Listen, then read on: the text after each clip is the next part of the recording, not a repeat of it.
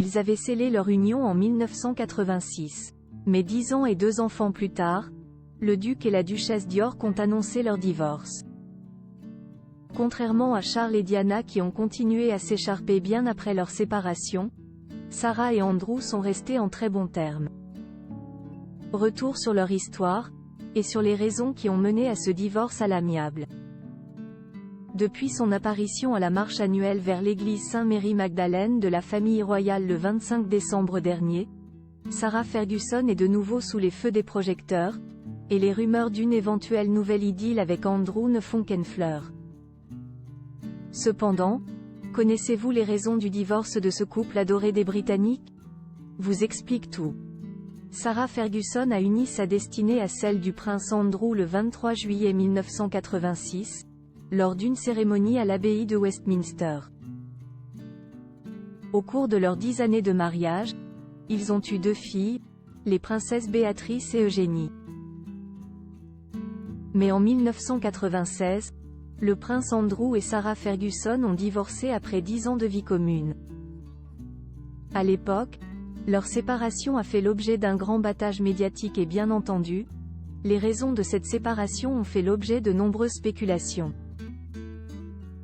Lors d'une interview accordée au magazine Rosie, Sarah, affectueusement surnommée Fergie, avait partagé l'une des difficultés majeures de leur mariage, l'absence fréquente du prince Andrew. Elle a révélé avoir passé 8 mois seule, enceinte de leur premier enfant, tandis que la carrière des Andrew dans la Royal Navy prenait de l'ampleur.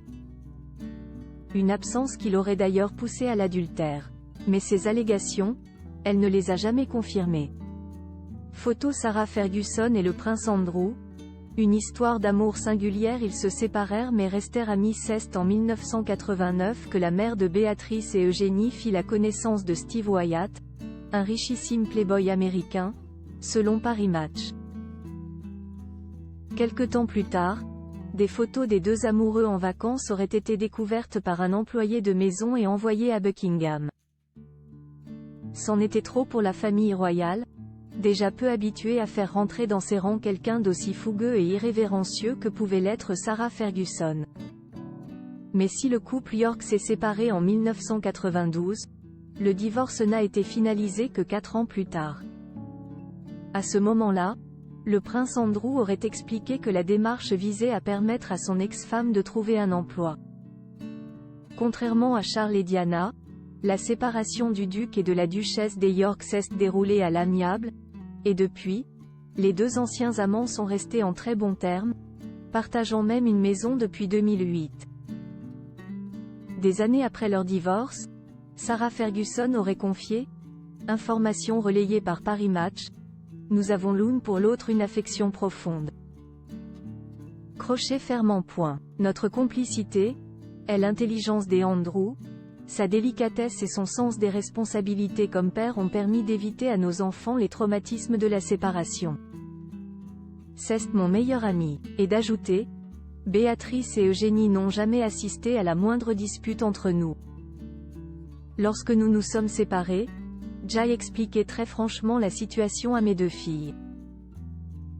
Je leur ai dit la vérité, tout comme je leur ai affirmé qu'elles ne perdraient ni leur père ni leur mère. » Finalement, Andrew et Sarah divorcèrent et ils vécurent heureux à jamais.